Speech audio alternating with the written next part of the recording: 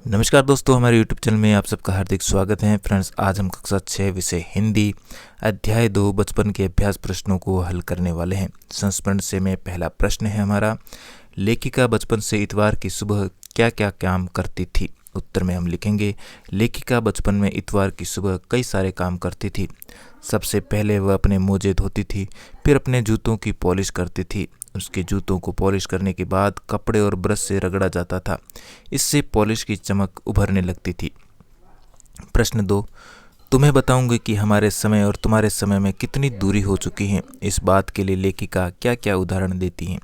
उत्तर में हम लिखेंगे, लेखिका इस बात के लिए कई सारे उदाहरण देती है। पहला, लेखिका कहती है कि उस समय कुछ ही घरों में ग्रामोफोन होते थे। आज के समय में ग्रामोफोन की जगह रेडियो और टेलीविज़न ने ले ली हैं। ये सारी चीज़ें हर घर में पाई जाती हैं।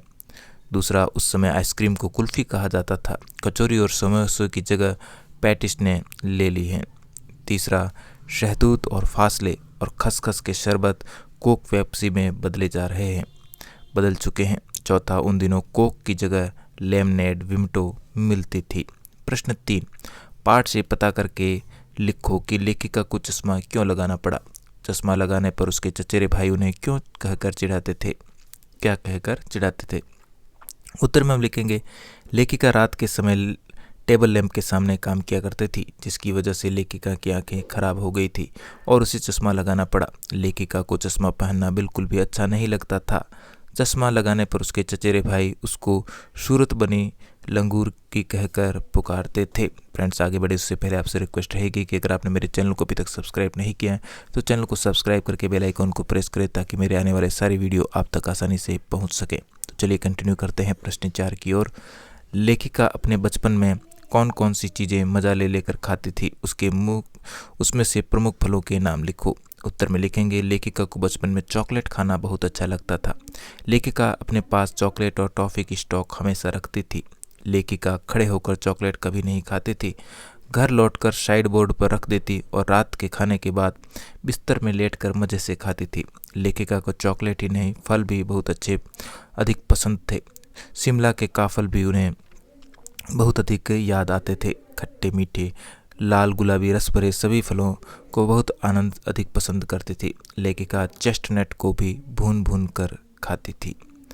संस्मरण से आगे में हमारा पहला प्रश्न, लेखिका के बचपन में हवाई जहाज़ की आवाज़ें, घुड़सवारी, ग्रामोफोन और शोरूम में शिमला कालका ट्रेन का मॉडल ही आश्चर्यजनक आधुनिक चीज़ें थी।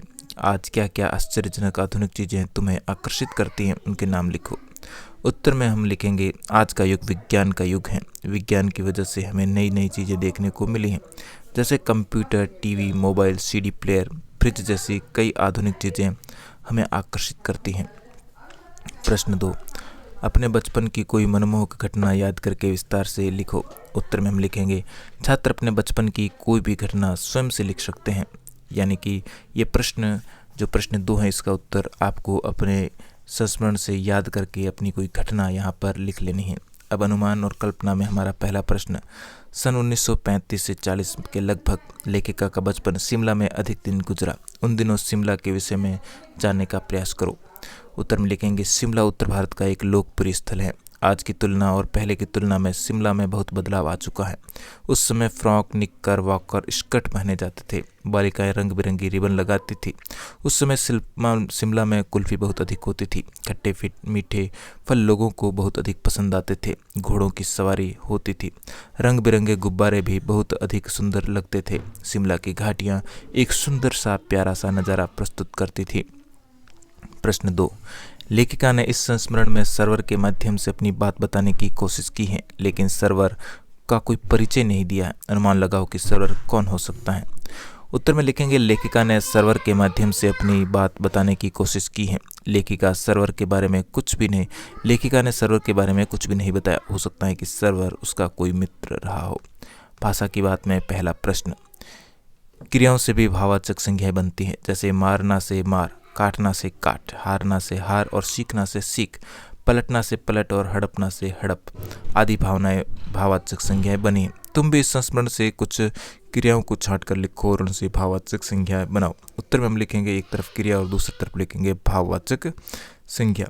तो यहाँ पर क्रिया है गूंजना, इससे भाववाचक संज्ञा है गूंज। नाचना से नाच, चलना से चल चाल, दौड़ना से दौड़ और सीखना से सीख। प्रश्न 2 है 4 दिन कुछ व्यक्ति 1 लीटर दूध आदि शब्दों के प्रयोग पर ध्यान दो तो पता लग चलेगा कि इनमें 4 कुछ और 1 लीटर शब्द से संख्या या परिमाण का आभास होता है, क्योंकि ये संख्यावाचक विशेषण है। इसमें भी 4 दिन से निश्चित संख्या का बोध होता है, इसलिए इसको निश्चित संख्यावाचक विशेषण कहते हैं। और कुछ व्यक्ति से अनिश्चित संख्या का बोध होने से इसे अनिश्चित संख्यावाचक विशेषण कहते हैं। इसी प्रकार 1 लीटर दूध से परिमाण का बोध होता है, इसलिए इसे परिमाणवाचक विशेषण कहते हैं। अब तुम नीचे कुछ लिखे वाक्यों को पढ़ो और उनके सामने विशेषण के भेदों को लिखो। तो यहाँ पर हम लिखेंगे क है, जैसे कि यहाँ पर मुझे 2 दर्जन केले चाहिए, तो यहाँ पर निश्चित संज्ञावाचक विशेषण है। 2 किलो अनाज दे दो, तो यहाँ पर ये निश्चित परिणामवाचक हैं। कुछ बच्चे आ रहे हैं, तो ये अनिश्चित संख्यावाचक हैं। और चौथा है घ, सभी लोग हंस रहे हैं, तो यहाँ पर अनिश्चित संख्यावाचक हैं। और ड़ है, तुम्हारा नाम बहुत सुंदर है, तो यहाँ पर गुणवाचक विशेषण का प्रयोग हुआ है। प्रश्न 3, कपड़ों में मेरी दिलचस्पियाँ मेरी मौसी जानती थी। इस वाक्य में रेखांकित शब्द दिलचस्पियाँ और मौसी संज्ञाओं की विशेषताएं बता रहे हैं, इसलिए ये सार्वनामिक विशेषण है। सर्वनाम कभी कभी विशेषण का काम भी करते हैं। पाठ में से ऐसे 5 उदाहरण छांट कर लिखो। उत्तर में हम लिखेंगे अपने बचपन, तुम्हारी दादी, तुम्हारे बचपन, तुम्हारा हमारा घर, उन दिनों मेरे चेहरे। ये 5 सार्वनामिक विशेषण हैं। इसके साथ ही हमारा पाठ यहीं पर समाप्त हुआ। वीडियो अच्छा लगा तो लाइक, शेयर और चैनल पर पहली बार आए तो चैनल को सब्सक्राइब जरूर करें। मिलते हैं इसी प्रकार के एक और वीडियो में। धन्यवाद।